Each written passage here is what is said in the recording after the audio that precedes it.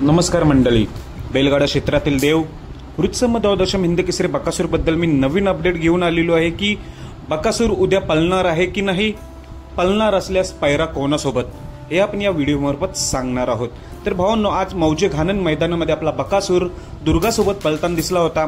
सेमीला हार झाल्या त्यामुळे साहजिकच सर्वांना प्रश्न असतो की बकासूर दुसऱ्या दिवशी पळणार आहे की नाही, कारण की उद्या देखील चांगली मैदान आहेत। मौजे चौदरवाडीचं मैदान आहे, ओपनचं आणि एक आदतचं देखील मैदान आहे।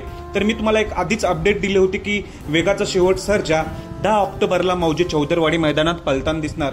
तो तर उद्या 100% दिसेल। तर त्याचा पैरा अजून माहितीच नाही झाला। वेगाचा शेवट सर्जाचा उद्या चौदरवाडी मैदानात दिसेल। तसेच जाकीरभाई पठाण यांचा जो चिमण्या आहे, राजा आहे, हे देखील उद्या मौजे चौदरवाडी मैदानात आपल्याला पळताना दिसणार।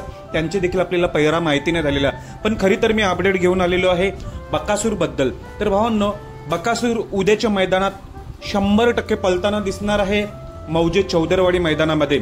बकासूर उद्या पुन्हा एकदा मैदान गाजवायला सज्ज झालेला आहे मौजे चौदरवाडी मैदानामध्ये। तर पैरा कोणासोबत, तर मी अंदाज पैरा सांगतोय। मी आता दुर्गा देखील पैरा सांगितला होता मागे, सर्वात प्रथम व्हिडिओ टाकून बकासूरचा पैरा 9 ऑक्टोबरला घाणन मैदानात दुर्गा किंवा बबे असेल तर दुर्गा निघालाच, आणि 14 ऑक्टोबरचा देखील मी पैरा सांगितला होता। 14 ऑक्टोबरला मौजे किकली मैदानात भोपर्डीचा लाडू 100% पैरा आहे बकासूर आणि भोपर्डीचा लाडू। तर उद्याच्या मैदानातील पैरा असणार आहे तो म्हणजे अंदाज सांगतोय, तर तो पैरा म्हणजे भोलाशंकर किंवा महाराज।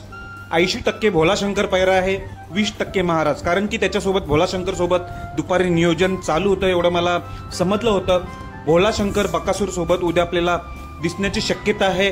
जर भोलाशंकर नसल्यास महाराज देखील असू शकतो, जो विदर्भातला टॉपचा नंदी महाराज हा देखील असू शकतो। म्हणून मी अंदाज सांगितलाय भोलाशंकर किंवा महाराज उद्या आपल्याला बकासूर सोबत पळताना दिसेल।